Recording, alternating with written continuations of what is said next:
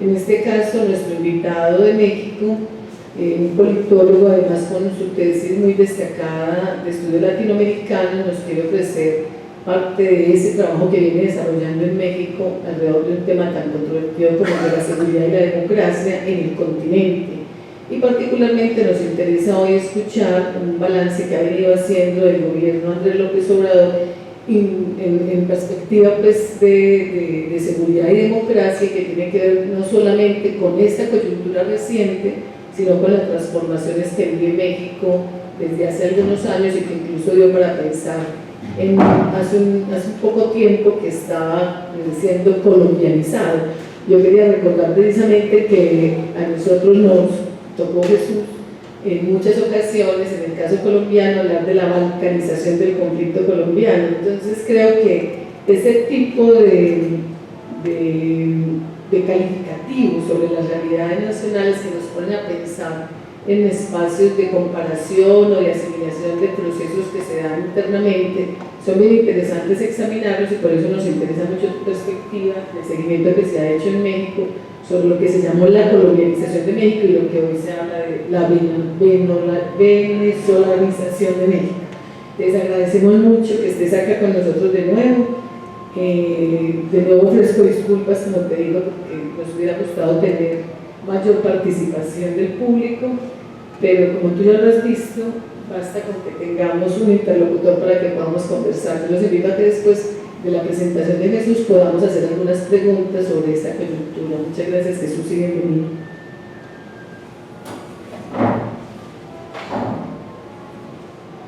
Bien, bueno, de nueva cuenta agradezco la invitación. Acá estoy en esta segunda presentación de la cátedra. Mi nombre es Jesús Fernando Alavés Salazar. Soy docente en la Universidad Nacional Autónoma de México, en la Universidad Autónoma de la Ciudad de México y en la Universidad Autónoma Metropolitana. Es decir, las dos más grandes del país, las dos universidades públicas más grandes del país y la autónoma de la ciudad prácticamente, en las que participo.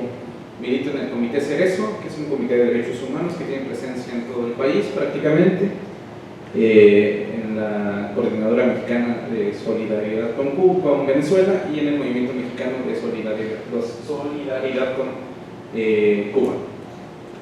Bien, hoy vamos a hablar de estas categorizaciones como la colombianización y la venezolanización, que lo vamos a aterrizar al poco menos de un año que lleva Andrés Manuel López Obrador en el poder. Por favor. Bien, abro con una frase de Heráclito que me parece que enmarca toda la charla que vamos a tener hoy. Dice que no ve más que devenir y concluye con que uno no se puede bañar dos veces en el mismo río. Y al final vamos a ver por qué enmarca prácticamente toda la charla.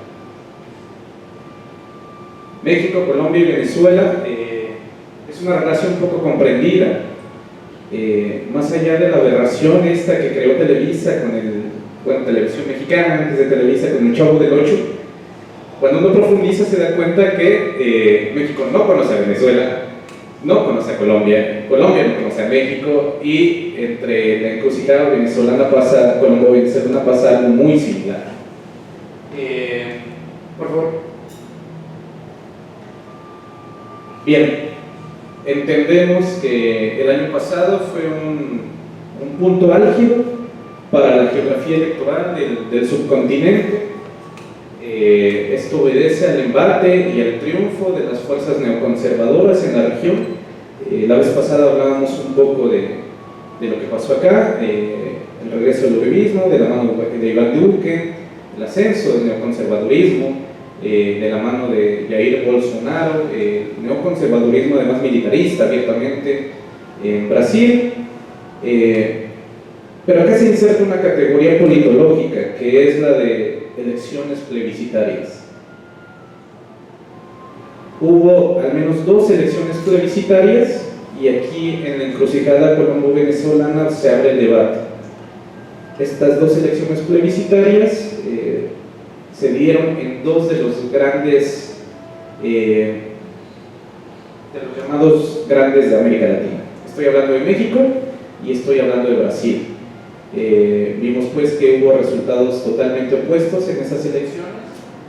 Venezuela, que el 10 de enero de este año, Nicolás Maduro Moros tuvo su segundo juramento como presidente de la República Bolivariana de Venezuela, y está entre signos de interrogación si es que la República de Colombia, las elecciones del 2018 caben en esa categoría de elecciones plebiscitarias, es decir, si tienen un peso específico en la reconfiguración del mapa electoral de América Latina. Si esos 8 millones de votos que Gustavo Petro sacó los puede posicionar en que Colombia representa uno de los elementos de las elecciones plebiscitarias que al menos ese periodo se dieron en el subcontinente.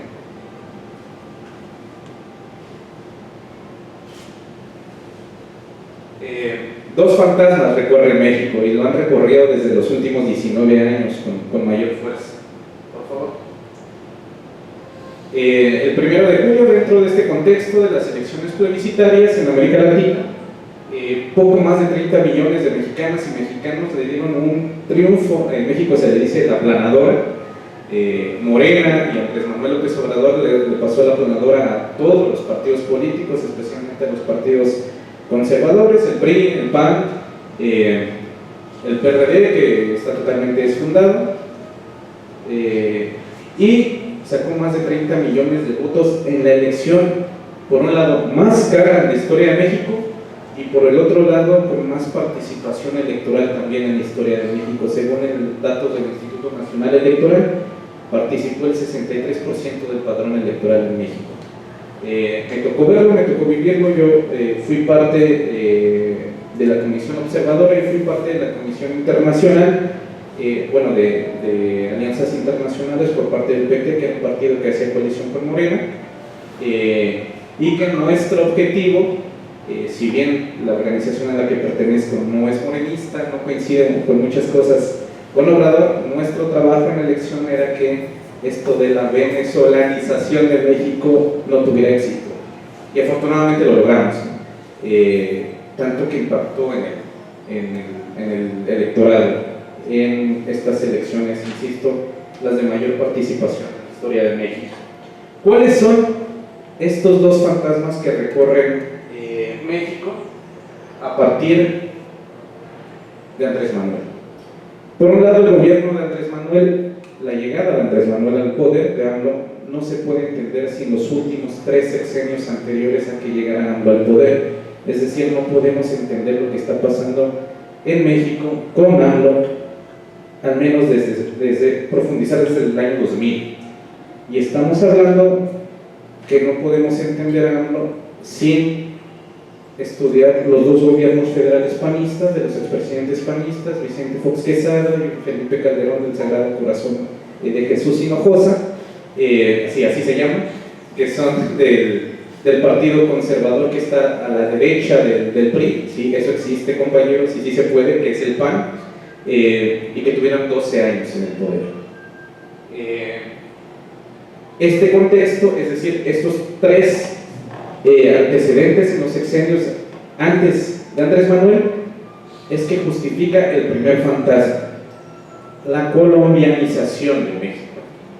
¿De qué estamos hablando en la colombianización de México?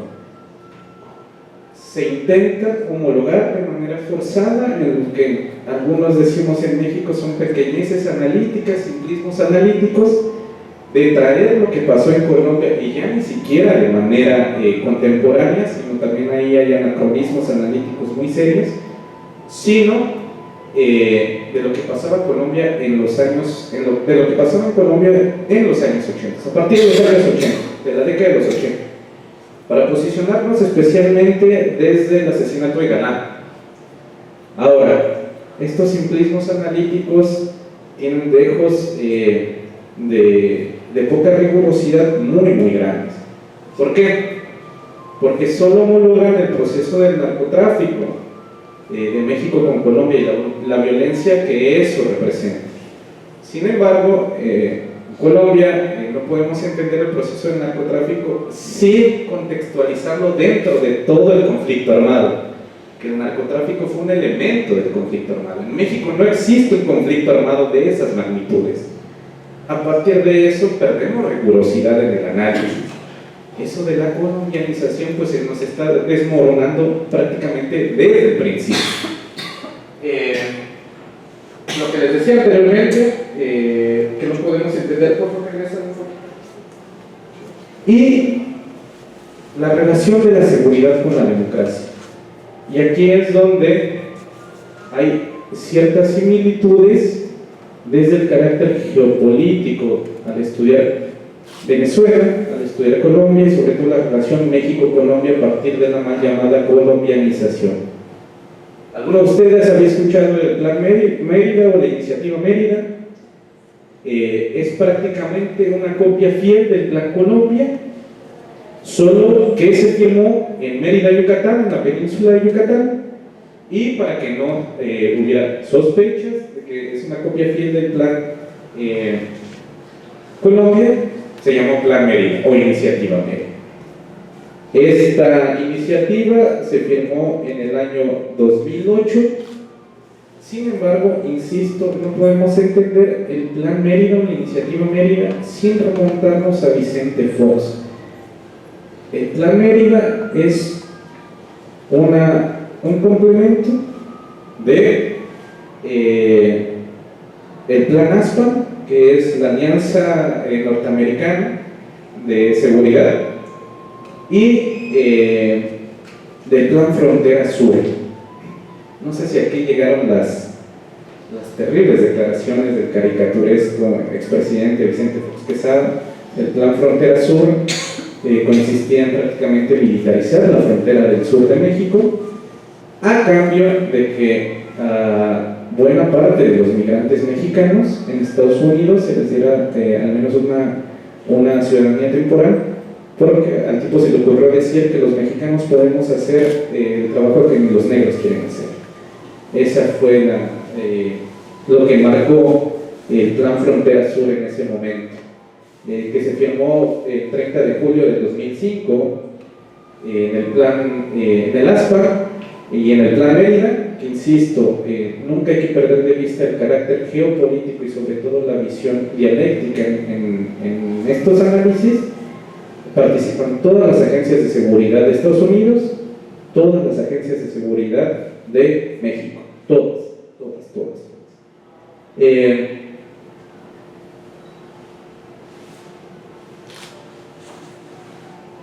Bien, por favor.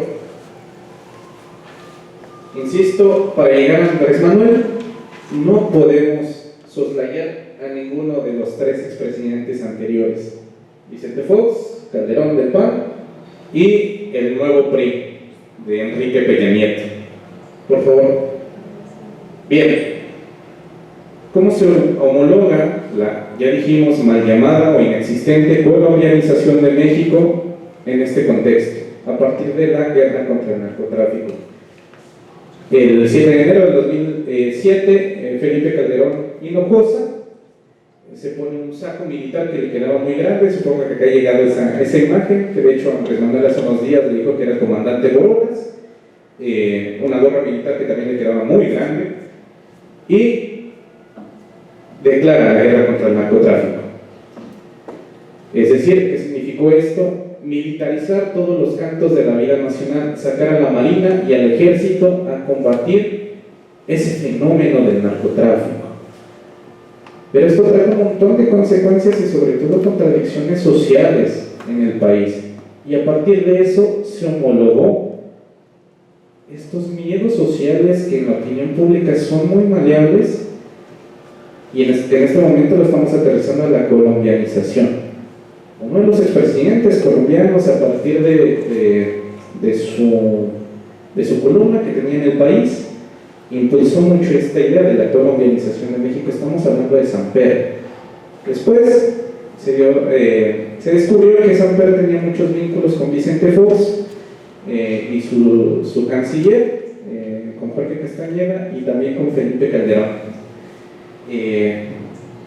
The War Report 2017, que se publicó el año pasado, dice que México vive un conflicto armado no internacional desde el año 2006-2007, a partir de los principios del derecho penal y del derecho internacional, solo que ninguna institución de estas llamadas internacionales ha querido decir que en México se vive un conflicto armado, ya sea internacional o no internacional. Eso es una contradicción muy fuerte y vamos a ver por qué. Del 2007 al 2018, es decir, poco más de 10 años, México cuenta, estas son cifras oficiales, compañeros, 245,000 muertes declaradas, es decir, más de un cuarto de millón de homicidios, 42,000 desaparecidos, y esto es lo más aberrante, 26,000 cuerpos sin identificar. Es terrible lo que se vive en México. En al menos 10 años que constituyen una década de este fenómeno que se llamó en un primer momento la guerra contra el narcotráfico.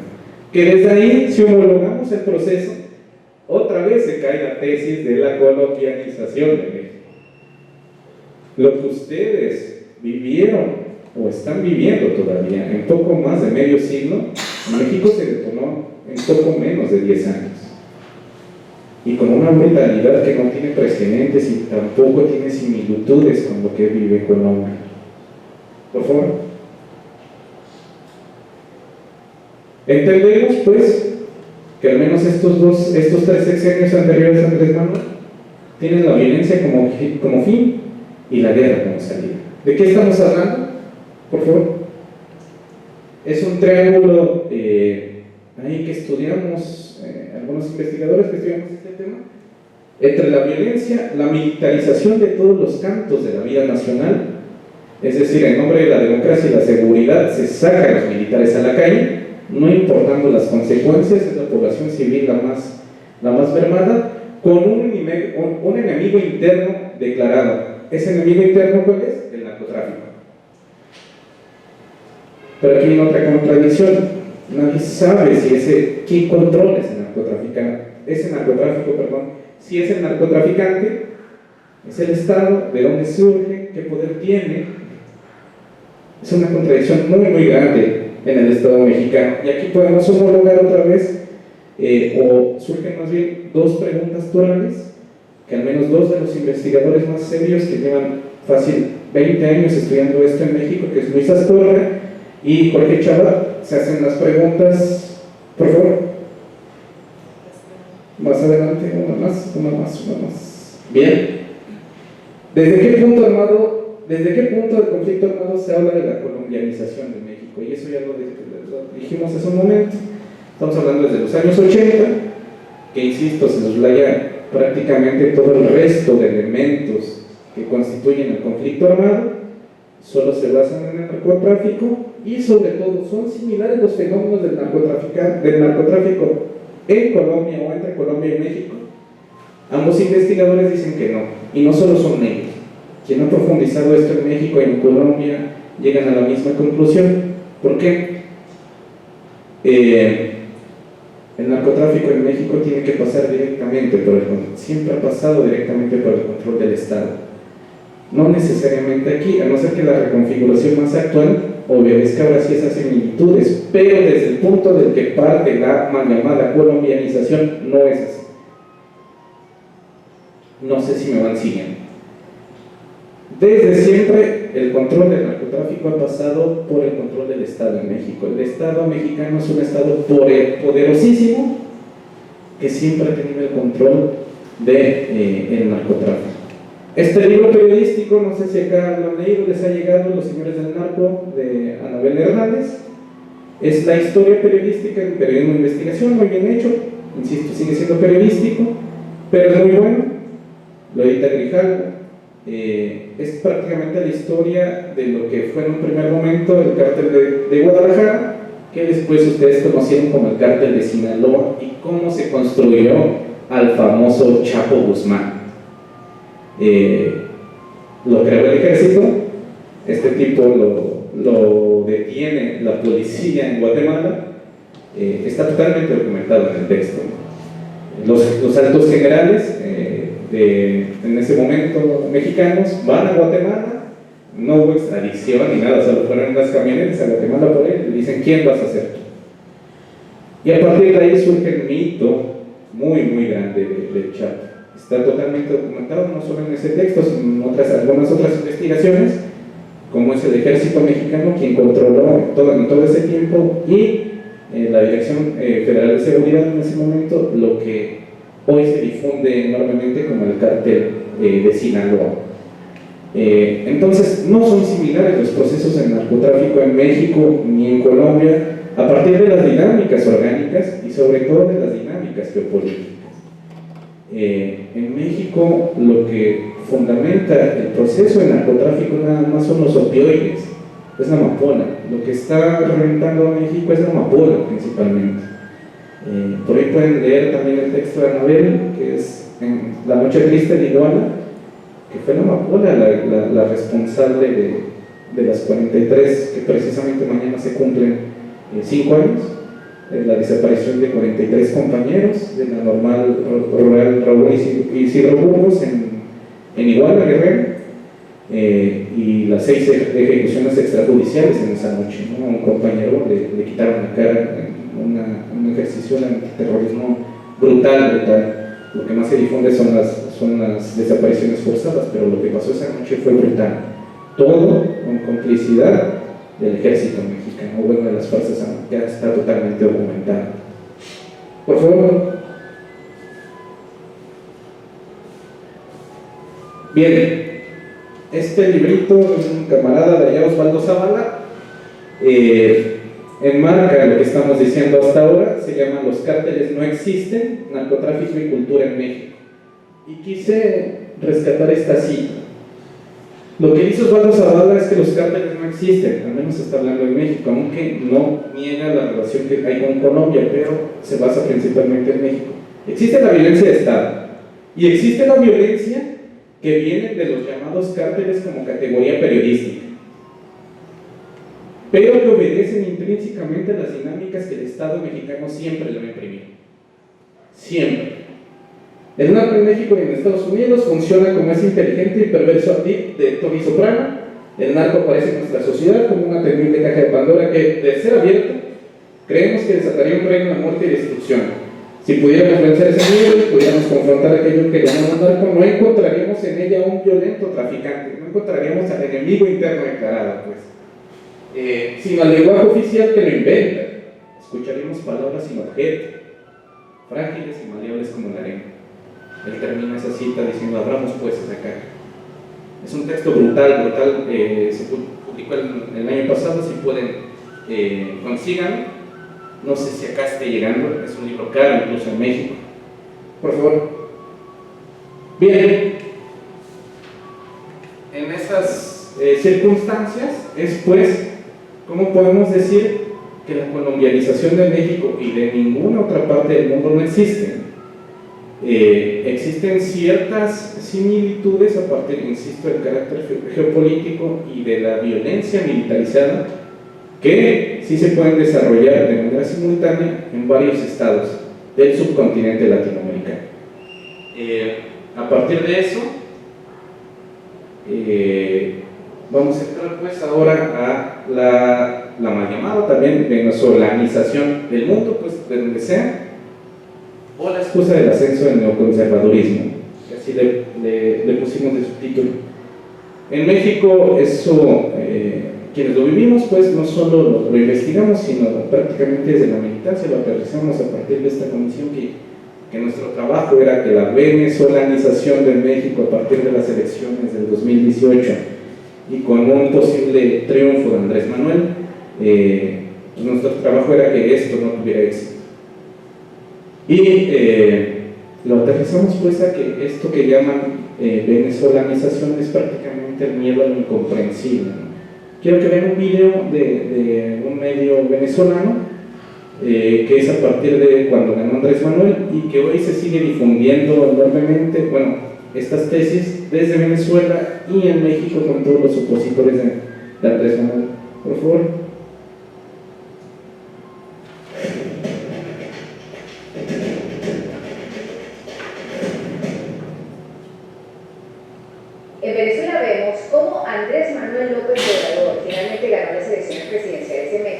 el país más grande del mundo hispanoparlante.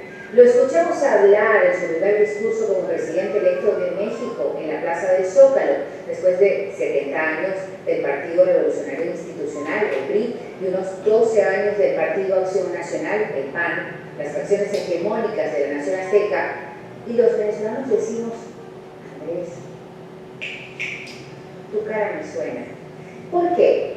Porque irrumpir en el escenario después del hartazgo de un sistema de gobierno bipartidista parece ser una fórmula de éxito. Y si no, que nos pregunten a nosotros los venezolanos, que venimos de décadas de los partidos Acción Democrática y COPEC.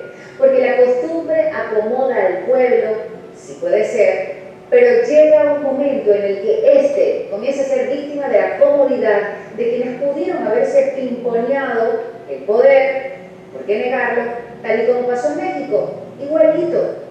Vamos a ver. El nuevo proyecto de nación buscará establecer una auténtica democracia. No apostamos a construir una dictadura abierta ni encubierta. Los cambios serán profundos, pero se darán con apego al orden legal establecido. A los venezolanos también nos dijeron lo mismo.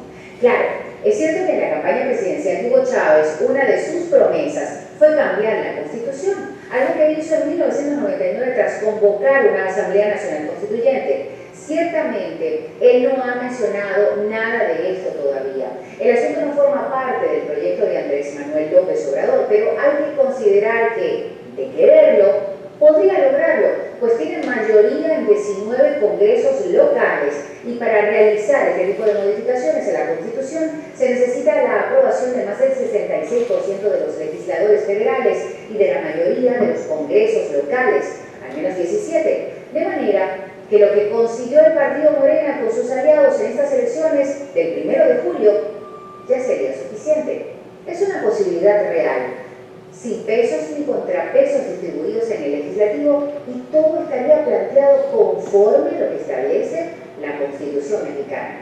Así que, ojo con eso.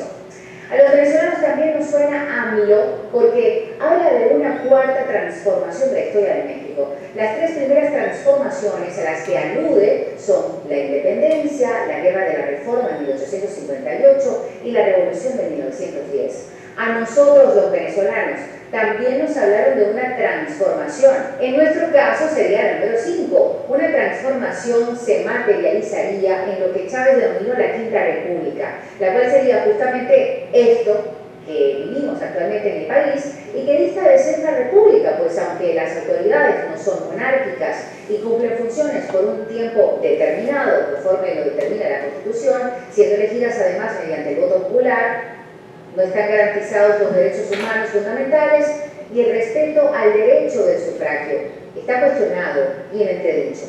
El discurso de contenido histórico y narrativa epopéica también nos suena conocido a los venezolanos, que bien sabemos cómo se puede arraigar el sentimiento nacionalista a partir de esta prosa inspiradora con mucho gasto público de por medio. Hasta ahora vemos otra similitud. Andrés Manuel López Obrador confirmó hace poco que renunciará a la seguridad oficial, a la residencia de Los Pinos y al avión presidencial, manteniendo sus promesas de campaña. Según asegura, lo cuidará la gente, evaluará el uso de fuerzas de seguridad pública para su protección, especialmente del Estado Mayor Presidencial. Anunció de hecho que convertirá la residencia oficial de Los Pinos en un espacio para las artes y para la cultura, e incluso dijo que no usará el avión presidencial, pues se trasladará como cualquier mortal en aviones comerciales. Bueno, pues de esa cabulla nosotros los venezolanos también tenemos un rollo, porque cuando tú vas, mi amor, ya yo vengo, ese es un popular refrán venezolano con el que nosotros queremos decir que ya eso lo hemos vivido. Miren, en el año 2002, Hugo Chávez prometió convertir a Miraflores, nuestro palacio de gobierno, en una universidad popular, por ejemplo. ¿Y qué les podemos decir? Nos quedamos esperando que abandonara Miraflores y que dejaran de pisar así pupitres en Salón Ayacucho, pero no pasó. Del camastón presidencial, que fue el avión del presidente de Venezuela, tendríamos que contarles muchas cosas, pero no sirvió jamás para atender a los pobres. Todo lo contrario, en él se dieron colita a los familiares y amigos de los poderosos al más viejo estilo de lo que Chávez cuestionaba como la cubana esta república, asegurando que nunca más se repetirían sus vicios mientras él estuviera gobernando. Mucha agua ha pasado ya por este río y ciertamente López Obrador ha marcado distancia del presidente Maduro y de lo que ocurre actualmente en Venezuela. Hacer no fue la mejor campaña electoral en Colombia, porque no iba a ser en México, ¿verdad? Donde la amenaza del imperio estaba geográficamente y literalmente al lado, mancillando al mexicano inmigrante y amenazando con cercarlo mediante un monstruoso muro de concreto. Los venezolanos vemos a México y nos sentimos presos de un déjà vu. Ojalá y nos equivoquemos. Ojalá y Andrés Manuel López Obrador logre reivindicar la experiencia del socialismo del siglo XXI en Latinoamérica, desmontando los manidos esquemas del populismo en la región. Ojalá. Soy Diana Carolina Ruiz, para BPI.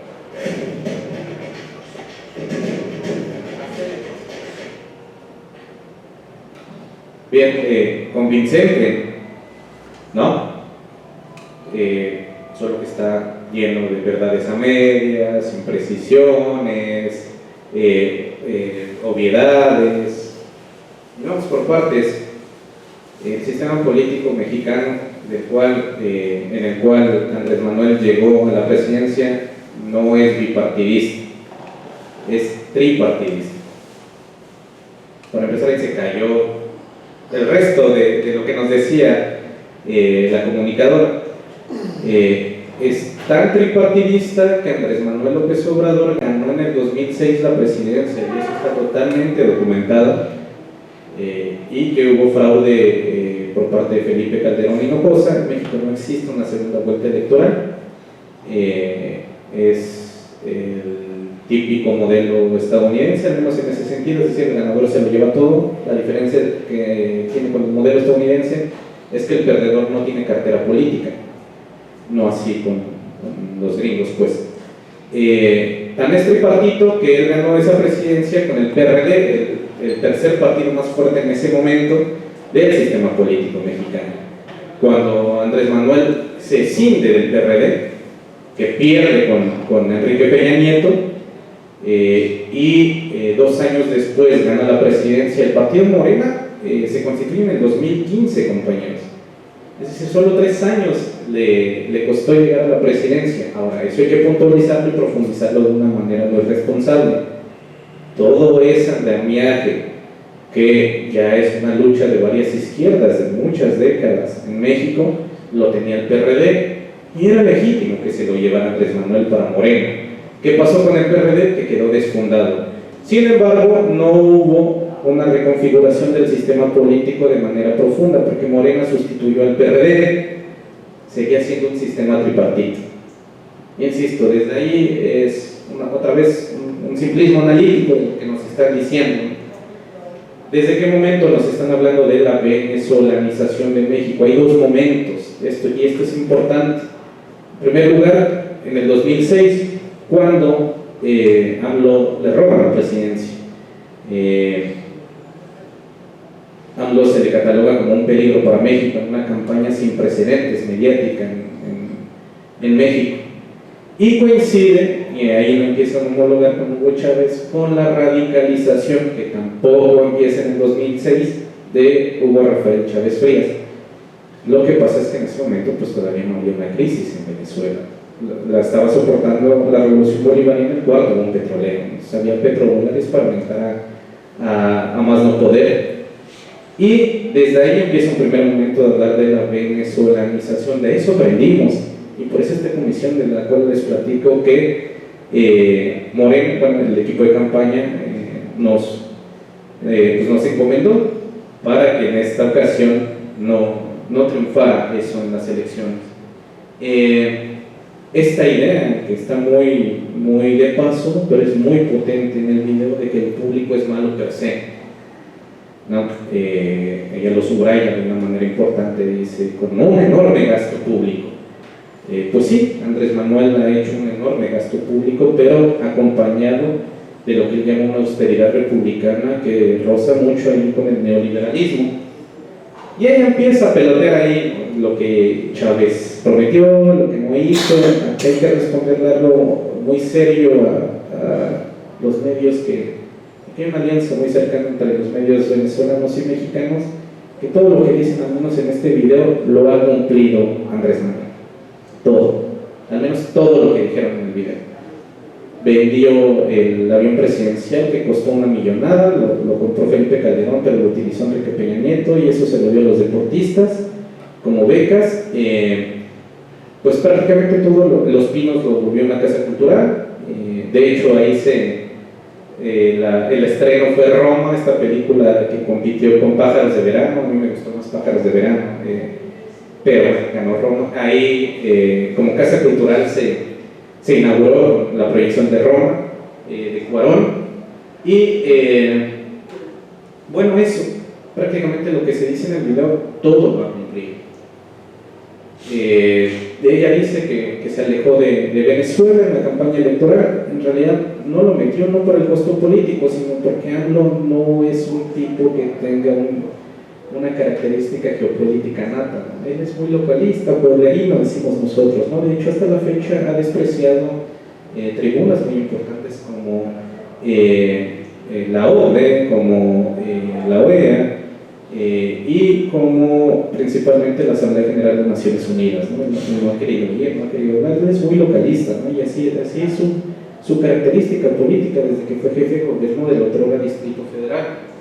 Bien, pero ahora vamos a puntualizar esta relación de seguridad, democracia en el contexto de la pseudo-venezolanización de México. Y esto lo ponemos con aciertos y contradicciones de la cuarta transformación, la inexistente pues venezolanización. Por favor. Bien, sí, el discurso oficial, si así lo queremos llamar, de esta 4T o cuarta transformación viene de una narrativa que él es un tipo que le gusta leer. Eso no quiere decir que sea necesariamente un intelectual.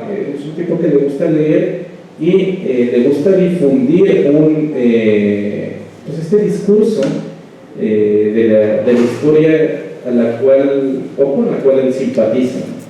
Él es un juarista de corazón, que ustedes supongo que lo han visto, y él hace una recuperación del republicanismo. Esto de manera teórica es lo más importante de la cuarta transformación.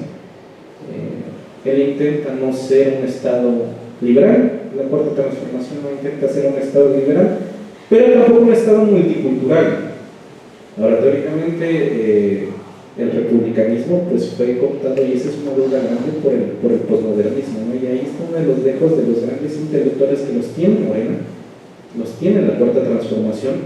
Con él va Enrique Dussel, y no es cualquier personaje, ustedes lo saben. Con él va Armando Bartra, con él va Pato Ignacio Raibo, que hoy es director del Fondo de Cultura Económica, pero las propias contradicciones los han alejado del proceso, ¿no? Especialmente Enrique Dussel. Enrique Dussel fue uno de los grandes formadores de los cuadros de Morena en ese tiempo. Yo participé con él, trabajé algunos años como asistente de investigación de Dussel. Marcar la pauta en la opinión pública. Bueno, el primer punto pues es, como podemos catalogarlo como un acierto, la recuperación del republicanismo. Incluso hasta su política de austeridad, él la llama austeridad republicana. Por otro lado está que él intenta marcar la pauta de la opinión pública. Los medios, las agencias de medios de difusión del Estado no tienen capacidad de difusión, es decir, no tienen soporte de una comunicación política que lo puedan acompañar o le puedan dar cobijo. ¿Qué es lo que él hace? Una remasterización de lo que hacía como jefe de gobierno del entonces Distrito Federal. ¿No has escuchado hablar de las mañaneras? En un país donde la vida, al menos la vida social, no así la laboral, comienza muy tarde, él todos los días a las 7 de la mañana está dando un informe a los medios de comunicación en Palacio Nacional. Esas son las mañaneras. Ahí se han ido agotando el modelo aceleradamente, sí es cierto. pero esto intenta, a partir de su ejercicio como el Ejecutivo Federal, pues al menos competir en la opinión pública, y lo logró en un primer momento. El propio agotamiento acelerado de las mañaneras ha hecho que surjan en las propias mañaneras un montón de contradicciones, y a eso vamos a ir poco a poco. De esto que decía también el video de la desorganización, pues acá se cae prácticamente por completo. AMLO no pretende hacer una reconfiguración del Estado. Cuando llega Chávez se convoca una Asamblea Nacional Constituyente, que es la Constitución del 99, la fecha en la que se celebra la Constitución en México es el 5 de febrero, y este año Andrés Manuel dijo públicamente que él no va a convocar nada de eso, no le interesa, porque además México tiene una tradición también medio perversa, medio complicada, de reformismo constitucional. Tenemos más de 100 años con la misma constitución, pero de ninguna manera, en ningún momento histórico, desde que se publicó, ha sido la misma constitución de 1917. Entonces, de alguna manera es una constitución totalmente distinta, pero él no pretende reconfigurar el Estado desde ninguna vista política, social y sobre todo económica, y eso es muy cuestionable. Pero también en los análisis, y aquí es donde las izquierdas empiezan a chocar en México con el propio gobierno, se niega la correlación de fuerzas. Eso sí, también hay una cabeza de playa que está batallando contra todos los poderes hegemónicos ahí dentro de México. No asumir esto es negar la correlación de fuerzas. Vienen las elecciones intermedias del 2021, y tal vez si siguen manteniendo toda esta planadora que tienen prácticamente en todo el país, por ahí exista una luz de radicalización de la propia cuarta transformación, pero sinceramente yo lo dudo mucho, y ahorita vamos a irlo desarrollando. Morena Socialdemocracia no es un partido de izquierda radical, y ahorita, insisto, vamos a desarrollar eso. Democracia interna, y esto es muy serio lo que está pasando en México. Es muy pronto para hacer un análisis riguroso en torno a la democracia interna de Morena, pero lo que está pasando es muy serio. ¿Por qué? Porque están inmersos en esta coyuntura: ganar el gobierno pero perder el partido. Hay unas luchas intestinas ahorita en Morena horribles, todos están dando con todo. Incluso él tuvo que salir en la mañanera a decir que si Morena no calma esas luchas intestinas, él se va a salir de Morena. Las luchas orgánicas en Morena llegaron a tal grado que tuvo que dar una declaración pública. Y eso viene también desde los sexenios anteriores. Le pasó al PAN. Cuando el PAN gana la presidencia en el 2000, pero ya son gobierno federal del 2000 al 2006 y del 2006 al 2012, el PAN queda desfundado política y sobre todo ideológicamente. No es el PAN de Gómez Morín, no era el PAN ya de Luis H. Álvarez, ¿no? Era un PAN totalmente de derecha, pero pragmático. Y es algo que le puede pasar a Morena en este preciso momento, incluso llegando a las elecciones del 2021. ¿Por qué? Por este segundo punto, por este siguiente punto. Morena no es un partido político, Morena es un frente político. Existen todas las posiciones políticas, y ustedes han visto las declaraciones de grandes dirigentes de Morena que dicen: aquí todos caben, y ese es un obstáculo. ¿Por qué no se pudo constituir para las elecciones como un frente político? Por lo perverso que es el sistema político mexicano, que a partir de las reformas del 73 y sobre todo del 77 constituyó a los partidos como entes de interés público, y les dio todas esas carretadas de dinero que hoy hacen a México una de las democracias más caras, al menos la más cara del subcontinente latinoamericano. Precisamente a partir de este falso discurso de que mejor nosotros démosles dinero público a los partidos para que no se corrompan. Y esto hay una falacia, una contradicción enorme en el sistema político mexicano. Entonces, Morena es un frente político, que se tuvo que constituir por esta característica como partido político. ¿Por qué? Porque en México quien no compite por la elección presidencial y no tiene billete, no tiene dinero, no existe.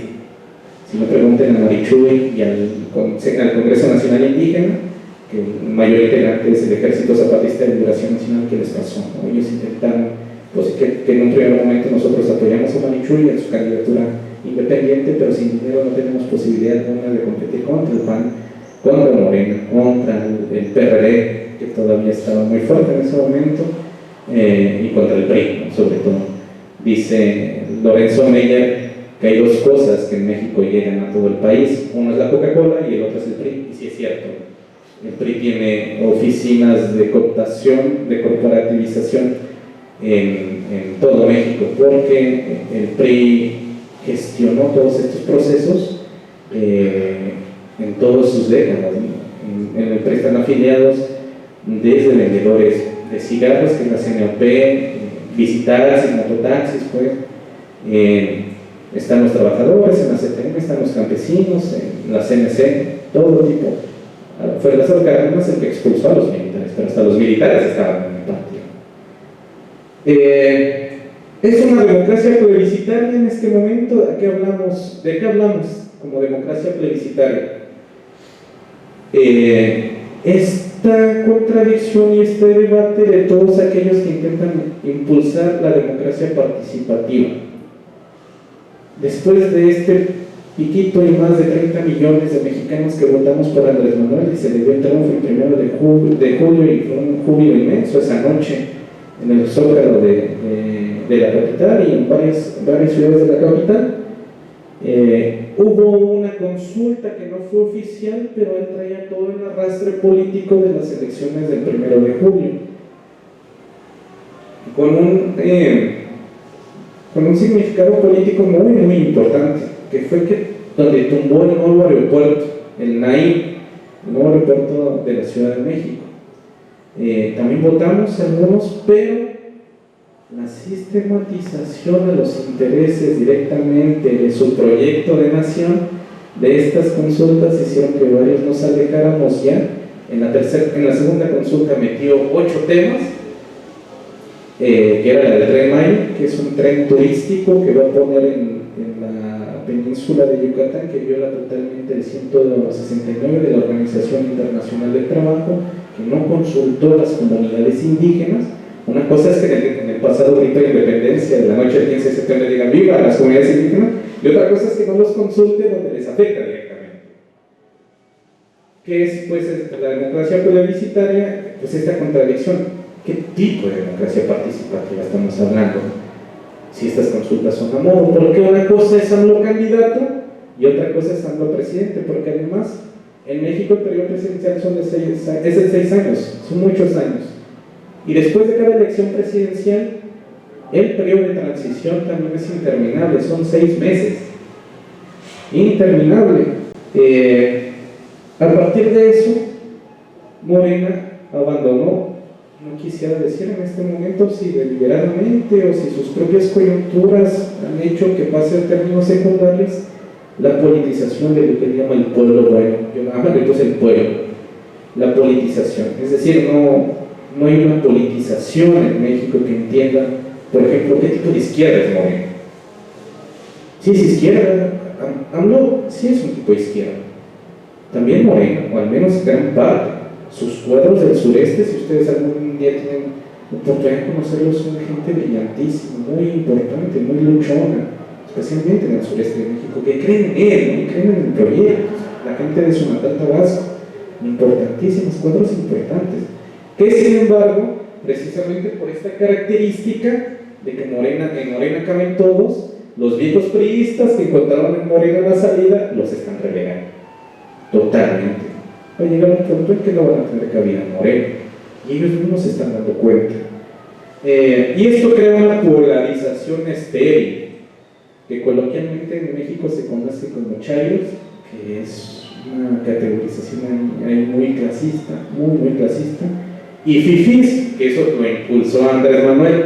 Fifí era un periódico decimonónico, que luego sus discursos parece que él sigue con Juárez en el siglo XIX, que era la élite política, no así la clase dominante en México en esos años. Por eso él impulsó la FIFISA. Esta polarización es totalmente estéril, porque ni siquiera advierte la lucha de contradicciones de las clases que se están dando en México a partir de una democracia que no, de un gobierno, perdón, sí de izquierda, pero totalmente socialdemócrata, que no representa un riesgo grande a los intereses, por ejemplo, de las grandes transnacionales mexicanas y no. Y eso es muy importante en la polarización de México y que termina de derrumbar ese mito de la venezolanización. En términos de política exterior, la importancia de la recuperación de la doctrina Estrada se llama doctrina Estrada porque la impulsó Gerardo Estrada en 1930 y se basa en dos principios de política exterior que en México algunos decimos que es lo más rescatable del prehistórico. Estos dos principios de la doctrina Estrada es autodeterminación de los pueblos y no injerencia o no intervención. Esto lo recuperó y otra vez no podemos entender por qué es importante para México en términos de su lucha social que llegó al gobierno tipo de izquierda, porque los tres gobiernos federales anteriores hicieron trizas la política exterior mexicana. Ya no hablemos de la doctrina Estrada, ¿no? Sino de la política exterior mexicana. No sé si acá les llegó el caso del pobrecito Vaz, de Vicente Fox, que un viejo lobo, como fue Fidel Castro, le grabó la llamada, entonces le llama a Fidel en una de las cumbres de las Américas que se hizo en Monterrey en el 2005 y le dice, oye, es que no te quiero, junto a George Bush. Bueno, la inteligencia cubana se comió pero completita a la mexicana, grabaron la llamada y la difundieron. Y entonces lo que le dice Vicente Fox es que comes y te vas, incluso dice Vicente Fox, incluso si te quieres quedar a tomar la foto puedes estar al lado de mí. Y Fidel le decía, sí señor presidente, lo que usted me diga señor presidente. Fue un ridículo internacional de lo que ya era la política exterior mexicana. Con la guerra contra el narco, que después se rebautizó como guerra contra el crimen organizado, que es una falacia también porque el crimen organizado se intenta decir todo con eso, pero a la vez no dices nada. ¿Quién es el crimen organizado? Con Felipe Calderón fue muy violento y Enrique Peña Nieto terminó de ser la más hostil. Fue en la Cumbre de las Américas, en la Asamblea Extraordinaria de hace 2 años en Cancún, que México intentó impulsar la expulsión de Venezuela de la OEA, y fue Delcy Rodríguez, la canciller venezolana en ese momento, que lo hizo trizas, ¿no? Lo hizo trizas completamente. Y fue muy violento. México impulsó el bloqueo a Venezuela. México le puso sanciones, que es muy ridículo México poniéndole sanciones a otro país latinoamericano, pero bueno, así se reconfiguró la política exterior mexicana. Y la recuperación de la doctrina Estrada permitió, y eso lo defendió muy bien Andrés Manuel, que Nicolás Maduro estuviera en la misma toma de posesión que el representante colombiano. Igual estaba el representante de Jair Bolsonaro, que en ese momento era presidente electo, que el paraguayo. Lo mismo estaba ahí el representante sandinista nicaragüense que el guatemalteco. Lo mismo estaba ahí la comisión Trump que cualquier otro país latinoamericano. Eso es pues la recuperación de la doctrina Estrada, que tiene también sus contradicciones y de eso vamos a hablar. Esto que también tiene que ver, y esto es un debate incluso en Venezuela, el PSUV es el PRI, y esto no es cierto. ¿Por qué no es cierto? Porque el PRI se constituyó como un partido hegemónico de Estado, y el partido hegemónico de Estado no funciona sin una categoría que es muy particular en México, que es el presidencialismo. México es un hito en un montón de cosas, y en una de ellas es el presidencialismo. El presidencialismo, si bien tuvo una merma en los gobiernos de Vicente Fox y Felipe Calderón, porque les estoy contando todas estas aventuras caricaturescas de Vicente Fox, no podía ser un presidente fuerte, no lo es un tipo que en verdad no nos explicamos por qué llegó al poder, sí, no lo explicamos, pero bueno, es un decir. el partido hegemónico de Estado es la base del presidencialismo. Y el presidencialismo, a su vez, no sirve sin un partido hegemónico de Estado. El PSUV puede ser un partido hegemónico de Estado, si lo es por esta reconfiguración que ha tenido desde el 2006, pero no existe un presidencialismo en Venezuela.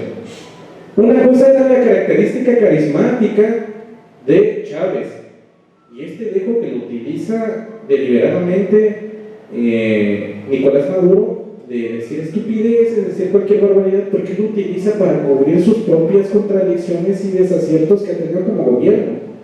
Eso es un estudio que se ha difundido incluso con el chavismo de base.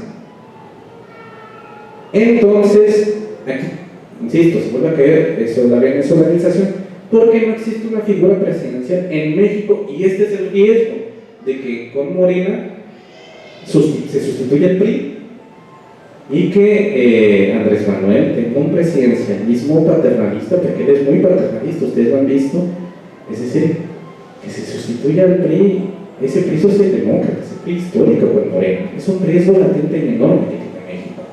No así el PSUV. ¿Por qué? En el PSUV hay todavía caras que le hacen sombra al propio Nicolás Maduro, ¿no? Cuando pasa cualquier intento de desestabilización exterior, es, por ejemplo, Diosdado Cabello el que sale a recorrer el país, y Diosdado Cabello todavía tiene un montón de presencia, ¿no? Es el líder prácticamente del partido, ¿no? Y ahí está, por ejemplo, Herrera, ¿no? Que es el gobernador de Miranda, que es la segunda generación de ese chavismo que está enquistado, ellos le llaman enchufados, que viven del Estado, y que es gobernador del Estado Miranda, que es el estado que abraza Caracas, y que es muy fuerte en el PSUV, ¿no? Pero es otro perfil dentro del PSUV, es un chico fitness, muy posicionado mediáticamente, es esta generación que no viene del chavismo de base, que se hizo gobierno, es decir, militantes que hicieron gobierno, pero que terminaron de reventar ese gobierno bolivariano. Estoy hablando de esta línea de Nicolás Maduro, del propio Diosdado, de Tarek, etcétera, etcétera. Más bien, ahí, insisto, el riesgo es que Morena sustituya al PRI, y no hay relación que el PSUV sea el PRI. Lo que pasa es que el PRI fue tan importante en la segunda mitad del siglo XX que en todos lados se va a hablar del PRI, ¿no? Y se va a querer homologar al PRI como que se está volviendo un ejercicio autoritario del poder como el PRI. Y eso no es cierto por la característica que platicábamos hace un momentito. El Partido Hegemónico de Estado, que en ese momento lo encargó el PRI, no funciona sin el presidencialismo, no hay más. No hay más. Quien intentó retomarlo fue Enrique Peña Nieto, pero no le salió, porque él en un congreso extraordinario del PRI en el 2014 modificó los estatutos del PRI. Y entonces prácticamente otra vez el presidente era el partido el presidente de México era el presidente del partido, pero no le salió, afortunadamente. Por favor. Bien, y aquí vienen las contradicciones de seguridad, eso en términos de democracia. En México, según la ONU, lamentablemente la violencia de género es brutal en el país del que vengo. 9 feminicidios al día en un país de 125 millones de habitantes es una cantidad brutal. Que se asesinen solo por su condición de mujer a 9 mujeres al día, eso es brutal. Y solo estamos hablando del feminicidio en estos datos.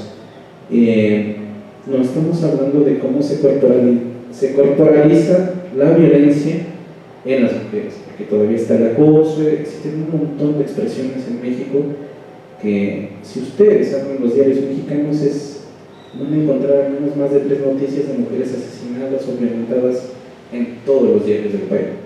Esto es brutal, y son cifras de la ONU.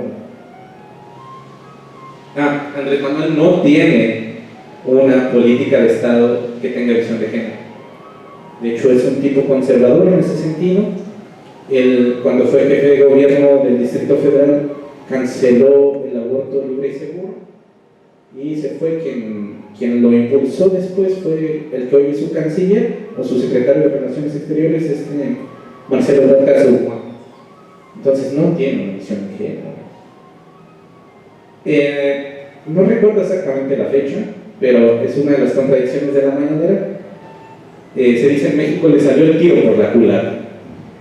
Él invita a Jorge Ramos, no sé si ubican a Jorge Ramos, está la cara más visible de Univisión, y Jorge Ramos quería vivir la experiencia de la mañanera. Bueno, le dan un lugar privilegiado cuando entran todos los periodistas porque tienen que hacer fila desde las 4 de la mañana en el Palacio Nacional para poder entrar. Hay documentación que dice, bueno, nosotros entramos, el tipo ya estaba sentado en primera fila. Bueno, y el tipo hace pedazos, Andrés Manuel. Dependiendo de la posición política que uno vea a Jorge Ramos, o es un excelente cuestionador, o es un provocador profesional. Dependiendo de la posición política que veamos a Jorge Ramos, lo hace pedazos.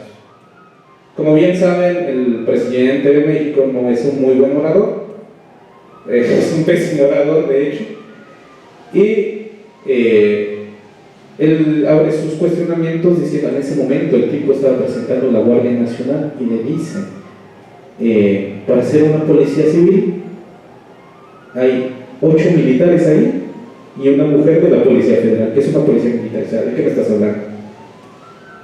Andrés Manuel ya no sabía qué responder y él llevaba datos, Jorge Ramos, del Secretariado Ejecutivo del Sistema Nacional de Seguridad Pública. Disculpen los nombres que le ponemos a las cosas en México, pero bueno, son los datos duros oficiales.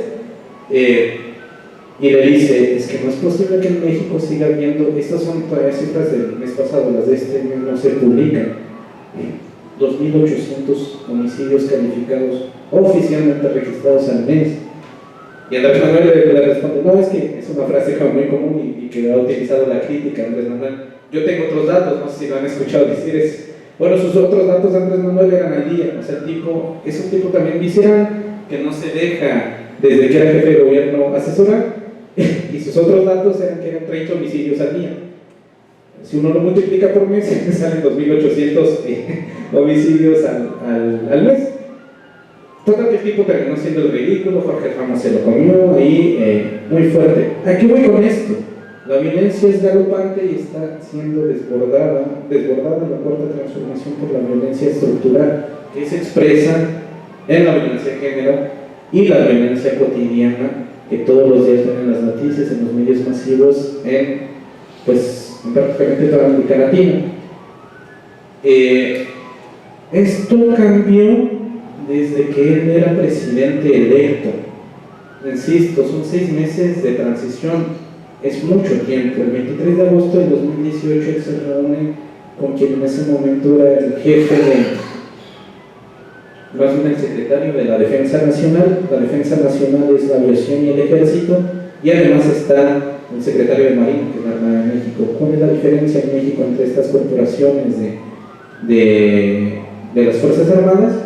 Que los 3 gobiernos anteriores, desde Vicente Fox, Calderón y Enrique Peña Nieto, el mayor peso de la seguridad nacional y de la guerra contra el narcotráfico y contra el crimen organizado después estuvo sostenida principalmente por la Marina Armada de México, que ellos son como más quirúrgicos, pero ellos están totalmente entrenados por la CIA y esto está totalmente documentado por el Departamento de Estado. La Marina en México tiene una relación directa con el Departamento de Estado estadounidense.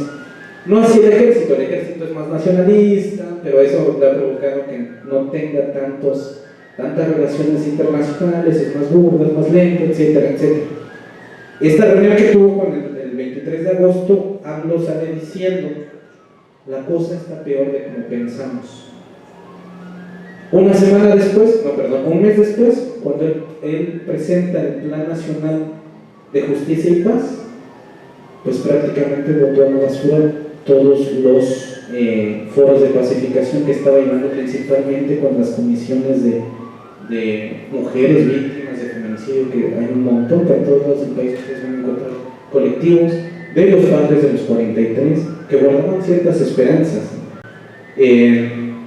y presenta la Guardia Nacional después, que es la continuación de la militarización, pero con un marco constitucional ¿Qué es lo que los militares y los marinos estaban esperando desde hace mucho tiempo? Que Enrique Peña Nieto les dio un regalito por ahí que se llamó Ley de Seguridad Interior, que AMLO luchó como presidente electo para que se abrogara, no que se derogara, sino que se abrogara, es decir, que pierda carácter constitucional, pero de repente manda a la Guardia Nacional. Es la Guardia Nacional, compañeros, un Frankenstein ahí de la Policía Militar, la Policía Marina y la Policía Federal. Eso es la Guardia Nacional. Por eso es que Jorge Ramos esa mañana le dice, pues para ser una policía civil, esto es el ejército, estas son las Fuerzas Armadas. Hoy, directamente, el gobierno de Andrés Manuel, según la Red Todos los Derechos para Todos, que es la Red Todos los Derechos para Todos, quien aglutina la mayoría de colectivos de derechos humanos y organizaciones de derechos humanos, tiene presencia en 27 estados del país, se le atribuyen 19 asesinatos solo en el periodo de Andrés Manuel, de defensores de derechos humanos, lo que ustedes llaman líderes sociales. Ojo, que se han asesinado en el periodo de Andrés Manuel, que se le han atribuido directamente a los intereses del gobierno de Andrés Manuel es uno, que es Samir Flores, que lo ejecutaron extrajudicialmente hace poco más de 3 meses, si no mal recuerdo, en Morelos. ¿Qué pasa en Morelos? Él va a construir, tiene un proyecto desarrollista y los líderes comunales se oponían totalmente porque iba a mermar toda la dinámica comunal de Amilcingo, se llama esa zona de Morelos. Lo balacean y al otro día AMLO sale diciendo en la mañanera que lo lamenta mucho, pero que el proyecto va y que es aleccionador a la muerte. ¡Qué miedo, compañeros! Que un presidente de izquierda te diga eso. Entonces son todas las contradicciones, ven como la venezolanización, ni siquiera aparece. Insisto, viene la Guardia Nacional, que es la militarización hecha ley, porque ya tiene un marco constitucional. Y aquí viene un dejo de voluntarismo. ¿Y qué no tiene? Mucho, ya me preocupa incluso la violencia. Pero cerramos del anterior. Entonces, AMLO le da más poder a los militares y no a la Marina. AMLO tiene mucho miedo de un golpe militar, y lo tiene, y es latente. Tan es así que le dio, cuando cancelan el nuevo aeropuerto, le dio todas las preventas de construcción y de explotación del nuevo aeropuerto en Santa Lucía al ejército. El ejército va a construir el nuevo aeropuerto en la base aérea de Santa Lucía y lo va a administrar el ejército. A la Marina no le toca nada. Entonces allí está también construyendo un recelo muy serio, y él está muy cercano a los militares, y tiene otro problema con la Policía Federal. La Guardia Nacional en sus estatutos pretende que en 6 meses la Policía Federal desaparezca.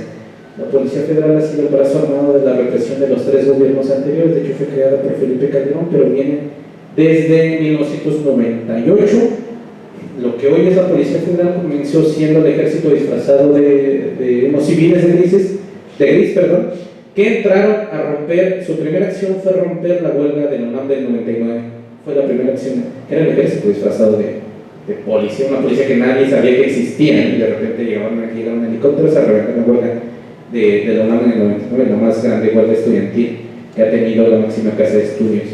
La Policía Federal fue quien reventó la resistencia de Atenco, que precisamente quien organizó toda la inteligencia y el asesoramiento fue Oscar Naranjo, que se lo llevó Enrique Peña Nieto, y después Santos se lo trajo de vuelta porque era muy solicitado en los gobiernos del PAN, del PRI y acá con Uribe y Santos. Y otra contradicción, que si bien AMLO sí ha combatido la corrupción, ya es muy claro que las alianzas de las cúpulas políticas de la élite política mexicana son muy claras. México es el único país que no tiene ni siquiera, o no tenía, ahora se abrieron con el gobierno de Andrés Manuel, ni siquiera investigaciones por Odebrecht, ni siquiera investigaciones, compañeros. Hoy ya se sabe que todo ese gobierno, con todo ese dinero con Lozoya, se desvió a la campaña de Enrique Peña Nieto. Vamos, hasta Venezuela tiene presos por Odebrecht. México no tenía ni siquiera investigación, ¿no? Ya que digamos presos, eso no pasa en México. Hoy se comenzaron a abrir expedientes, tiene a la que fue secretaria de Desarrollo Social que hizo la estafa maestra, presa, pero todo el mundo sabe, priistas o no priistas, que el eslabón mayor es Enrique Peña Nieto, pero que precisamente esos acuerdos culturales le han permitido que el tipo ande con una novia nueva, una modelo mexicana por España, fotografiándose, bailando, bla, bla, bla. Y México pues está esta lucha intestina por la corrupción. El problema es que sí es un cáncer en todos los países, especialmente en América Latina. El problema es que la corrupción no es un problema estructural, y AMLO lo vuelve un problema estructural. AMLO cree que acabando con la corrupción, que ese sí es un dejo de voluntarismo, se van a acabar todos los problemas. Incluso se le ocurrió decir a Andrés Manuel el 8 de marzo, el Día Internacional de la Mujer, que se le atravesaron unos colectivos feministas, que lo que nos deberíamos dedicar, lo que las chicas se deberían dedicar era combatir la corrupción, y que combatiendo la corrupción, por ejemplo el aborto legal, se iba a solucionar en todo el país, ¿no? Que era la consigna que le llevaban a uno. Entonces ahí hay unas contradicciones serias en el combate a la corrupción que México tiene en esta llamada cuarta transformación, y la remasterización del enemigo interno. Osvaldo Zavala también publica a inicios de este año la remasterización del enemigo interno en los últimos 3 gobiernos federales. Felipe Calderón fue el narcotráfico, Enrique Peña Nieto fue el crimen organizado, que nadie sabe qué significa eso, y AMLO comienza con todo dándole a los llamados huachicoleros. No sé si han escuchado de eso, que son los huachicoleros. Pemex era la empresa paraestatal más importante, la gran ubre del Estado mexicano, hasta que la venden y la desmantelan estos 3 gobiernos anteriores, pero el que la concretó fue Enrique Peña Nieto con las llamadas reformas estructurales. Las reformas estructurales tienen una pinza como corona: por un lado la reforma en telecomunicaciones y por el otro lado la reforma energética, que privatiza Pemex y la Comisión Federal de Electricidad, que son las 2 grandes paraestatales que quedan en México. Entonces, además de esa privatización, hay un lucro sustantivo muy grande de ordeñar, es decir, ductos ilegales que ordeñan gasolina y petróleo. Incluso eso con Peña Nieto fue exageradísimo. La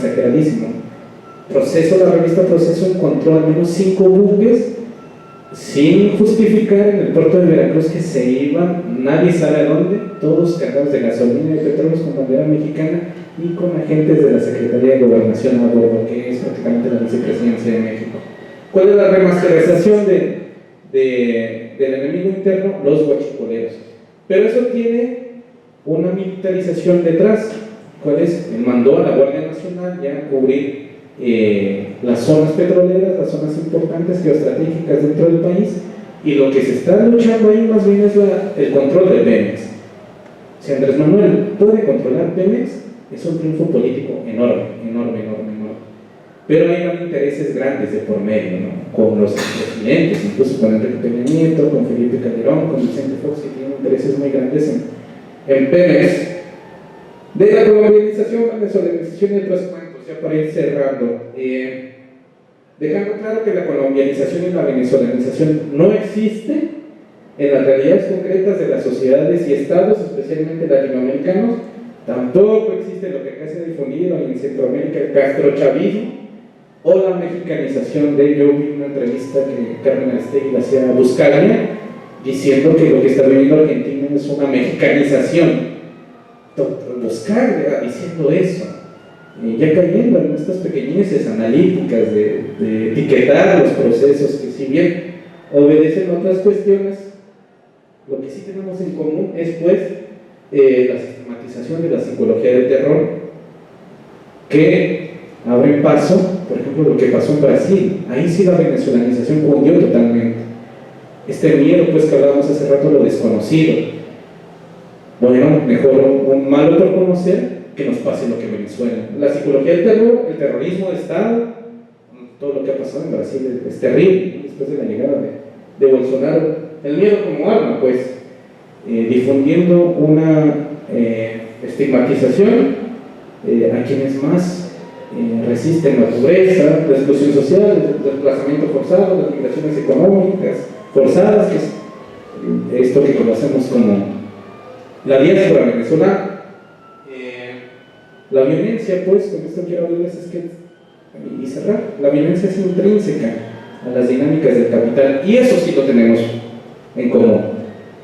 La violencia es intrínseca a la reconfiguración de las dinámicas del capital. Dice mi querida María José Rodríguez Rejas, no es crisis, es capitalismo de guerra.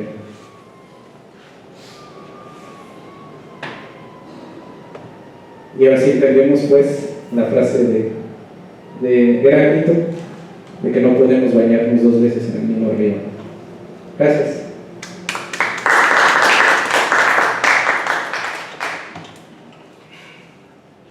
Muchas gracias, Jesús, por tu intervención, por todo este análisis de la situación mexicana. Como habíamos dicho al principio, vamos a escuchar si quieren algún diálogo con Jesús, alguna pregunta en particular, un comentario sobre lo que acaba de presentarnos. Pablo Emilio. Muchas gracias, profesor. Sí, me parece muy interesante esa crítica a esos quemamientos, como aquel que circuló por mucho tiempo de los estados fallidos, tiene como cierta analogía, y a partir de ahí se derivan unas consecuencias prácticas. Yo quería centrarme como en un puntico, que es el tema de que nos sorprendió a muchos en América Latina, su propuesta de seguridad, de la creación de la Guardia Nacional. Incluso ya desde el anuncio se veía como el mismo viejo modelo, que siempre no tenía nada de innovador, y con lo que acabas de mencionar. Pero entonces la pregunta es, toda esta gente que en México ha elaborado las críticas al Baño y otros, a los modelos tradicionales securitarios, no están cerca del gobierno. Uno ha escuchado críticas a esa propuesta de la Guardia Nacional. ¿Cómo va esa dinámica? Pues quería centrarme solo en el punto que la exposición toca muchos aspectos muy ricos, muy valiosos. Por eso le agradecemos por ese análisis comparado de tres países. Pero eso para que son ese aspecto. Gracias. Sí, es precisamente el tema que yo estudio. Ayer yo desde la licenciatura estudié Seguridad Nacional, la militarización. Esto viene a partir de esta reunión que les platicaba del 23 de agosto, en que él se reúne a puertas cerradas con los altos mandos militares. Por ahí hay una tesis que yo no comparto, pero me la sé de memoria. Cuando Maduro pierde la Asamblea Nacional, bueno, Venezuela, en el 2015, todo recuerdan, él sale a decir públicamente que los militares deben de tener menos poder en los ministerios. Él se reúne con Vladimir Padrino y de repente se olvida ese discurso, y los militares incluso tienen más poder en Venezuela, que eso prácticamente de eso habla un poco en tesis de la securitización, ¿no? Bueno, es un poco homologable cuando AMLO se reúne con las cúpulas militares y sale con un discurso totalmente diferente, y es ahí donde se parte el AMLO candidato, que siempre fue, AMLO candidato 2018. Recuerden que él tuvo 3 intentos, uno que está totalmente documentado del 2006, que, insisto, ganó la presidencia, pero le hicieron fraude. En México somos expertos también en hacer fraudes electorales. El 2012 sin duda perdió, y el 2018 que ganó con más de 30 millones de votos. Él tenía como propuesta, y también está documentado, en el 2006 sacar a los militares a la calle. Lo que pasa es que cuando se da cuenta la matazón que es la guerra contra el narcotráfico con Felipe Calderón, que es un ejercicio de legitimidad porque viene de un ejercicio no democrático, de un fraude incluso comprobado, y él saca como un ejercicio de legitimidad a las calles con el enemigo interno de inseguridad, es decir, está hablando de Calderón. AMLO olvida esa propuesta que él también compartía de sacar a los militares a la calle, porque no había otra manera, y es algo muy característico de México. Cuando él tiene esta reunión, el 23 de agosto de 2018, insisto, sale diciendo un discurso totalmente distinto. Y toda la izquierda social, pues tenemos muchas dudas, ¿no? Es lo que platicaba acá con los compañeros hace un momento, antes de venir. Es cierto que AMLO gobierno, Morena gobierno, la cuarta transformación tiene pulverizada a la derecha. Por ahí no hay que confiarnos del PRI, porque les digo a ellos que el PRI es el fénix, ¿no? Siempre resurge de las cenizas.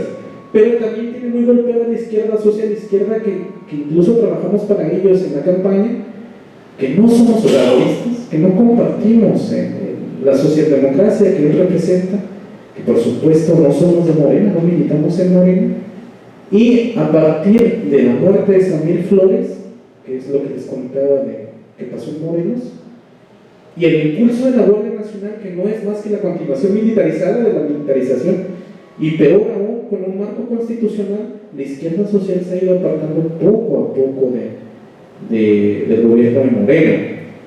Él entiende y tiene muy buenos asesores. Él solo habla internamente de manera internacional del zapatismo, y el zapatismo usa eso mismo. Ellos son enemigos desde el 89, más atrás, ¿no? Pero por ejemplo lo que está pasando en el norte de Chiapas es brutal, ¿no? Es la propia Guardia Nacional desplazando al Frente Nacional de Lucha por el Socialismo, que solo quieren recuperar tierras que tienen desde hace 35 años, y es la Guardia Nacional la que los está desplazando. No tocan al zapatismo por el costo político internacional que eso representaría, pero el zapatismo tampoco habla de lo que está pasando en el norte del propio estado. Se está alejando un poco a partir de la militarización. Nosotros tenemos muy claro que es una militarización, una continuación incluso mejor sistematizada, porque él tiene ahí también una competencia muy perversa con Felipe Calderón desde hace 11 años. Él lo que pretende también es eliminar a la Policía Federal, que es el brazo armado, que ha sido el brazo armado especialmente de Calderón y Peña Nieto, y que incluso, no sé si acá se difundió, la Policía Federal ha hecho bloqueos que han estrangulado la ciudad en los últimos meses porque no se quieren incorporar a la Guardia Nacional. Y ahí vienen de quien pidieron que fuera su abogado, porque es abogado el expresidente, que representara la causa. Felipe Calderón. Los dirigentes de la Policía Federal pidieron que Felipe Calderón abanderara como abogado la causa de la Policía Federal. Entonces, insisto, son unas luchas, unas contradicciones, unas luchas de clases, son unas luchas de élites muy fuertes que está teniendo la cuarta transformación, no solo con la derecha, sino también con la izquierda social, que no compartimos los principios de Morena, pero que sí entendimos la coyuntura del momento electoral que vivía México, que era en ese momento algo que Morena no nos reconoce. Ellos siguen diciendo que 30 millones de mexicanos ganaron, pero por ejemplo el zapatismo cayó. Hablo del zapatismo porque es el más difundido de las izquierdas en América Latina, ¿no? Pero hay un montón de... La CRAC-PC se sumó incluso al proyecto, Cherán cayó, o sea, no lo apoyaron abiertamente, pero tampoco lo golpearon. Nosotros incluso activamente lo apoyamos, y la Guardia Nacional nos representa de alguna manera una traición muy fuerte, porque lo ayudamos incluso a organizar los foros de pacificación, y esos foros de pacificación con la propuesta de la Guardia Nacional, el tiempo se lo pasó por donde quiso. Entonces, ¿de qué estamos hablando? Sí. Una última pregunta. En el contexto de AMLO, ¿ustedes pueden valorar que hay un fortalecimiento de los movimientos sociales? Por ejemplo, esta semana que sale la noticia de que ya quedó como en evidencia lo del asesinato de la responsabilidad del ejército en el asesinato de Ayotzinapa, ¿se puede valorar como un fortalecimiento de los movimientos sociales bajo el gobierno de AMLO? No hay un tejido de redes, precisamente porque no hay una politización como política de Estado, como por ejemplo si la tuvo Chávez, que es lo que ha permitido al chavismo de base resistir, ¿no? Hasta ahora, que es una contradicción de la revolución bolivariana. Entonces el chavismo de base, que no comparte a Maduro, pero para nada, y cuando hay un intento de desestabilización, y es algo muy difícil de explicar en otros países, como ese chavismo que no quiere a Maduro, pero cuando hay un intento de desestabilización, sale a acercar Miraflores porque ellos han aprendido en 2002, en 2004, todos los intentos. En México no existe ese tejido de redes por las dos vías, también uno de la izquierda social tiene que reconocer, ¿no? Y que es algo que también platicaba con los compañeros hace rato. Por un lado, Morena no tiene una política de Estado de politización. Él, a partir del presidencialismo paternalista, dice: ya sé que va a votar mi pueblo, ya sé que quiere mi pueblo, ya estamos en la cuarta transformación. Hace 2 semanas salió a decir que a los narcos, un mensaje a los narcotraficantes, que por favor ya no sean malos, así, busquen la nota, así dicen. A sus mamás no les gustaría que las cosas que ustedes están haciendo así. O sea, este viejo paternalista voluntarista que termina simplificando problemas estructurales que todos los días nos cuestan 2.800 días al mes, 30 horas al día, 9 mujeres al día. Solo se le pide al menos un poco de seriedad. Y por el otro lado, la izquierda social, que nos hemos ido alejando precisamente por estas coyunturas. ¿Y en qué reposa todas estas contradicciones? Que es una socialdemocracia que su proyecto de nación es totalmente desarrollista, basado en el petróleo, que es lo que les habla de Pemex hace rato en la charla, que no tiene un proyecto productivo orgánico, todo es externo, y que eso termina al mismo tiempo desplazando comunidades. Por ahí tengo un amigo que está haciendo una investigación donde aquellas comunidades donde AMLO, no apoyaron a AMLO, y comunidades que tienen organizaciones de izquierda, se les está yendo con todos estos procesos desarrollistas. Por ejemplo, pasa en Tabasco con la refinería Dos Bocas, algunas comunidades que no apoyaron afromexicanas, porque dice una amiga que en México somos racistas y pendejos, ¿no? Porque creemos que como no hay negros en México, no hay racismo, porque tenemos la idea de que tenemos que ser racistas como en Estados Unidos. No apoyaron y los están desplazando la propia Guardia Nacional. Entonces eso habla mucho del coqueteo con el autoritarismo que puede tener AMLO, que sí lo tiene, y si lo tiene más bien es una característica visceral, que él es así, no se deja asesorar. Por ahí hace un par de meses algunos campesinos lo interceptaron en su hotel, y él, evidentemente cansado, les dice que lo dejen descansar, que así no. Los tipos estaban reclamando agua, llevaban más de 3 años sin agua. Les dice que así no, que eso no es de izquierda. Y entonces el tipo de repente, además de este dejo voluntarista, te da cátedra de ética, qué es izquierda y qué no es izquierda. Entonces eso sí nos hemos alejado un poco, pero insisto, nosotros la izquierda social, y eso lo discutimos en el segundo encuentro de víctimas, es que no, tenemos que aceptar que no tenemos proyecto de nación, y ellos sí. El problema es que es desarrollista totalmente, que termina desplazando, y lo más peligroso es que está acompañado de un proceso de militarización constitucional, que es la Guardia Nacional. Entonces, por eso yo les decía hace un rato que me parece como muy difícil que a partir de 2021, si gana, se radicalice, es decir, la venezolanización está muy lejos. Más bien que impulse estos proyectos desarrollistas ya con la Guardia Nacional totalmente constituida. Él piensa que cuando él termine sean 150,000 elementos de la Guardia Nacional. ¿Cuál es el problema del corazón de la Guardia Nacional? Y otra vez tenemos que volver a este dejo voluntarista. Tú no puedes presentar al mismo ejército que combatió 11 años y que tiene más de 250,000 muertes, 43,000 desaparecidos, 26,000 cuerpos sin identificar, como que la cuarta transformación, ese mismo ejército ya es bueno.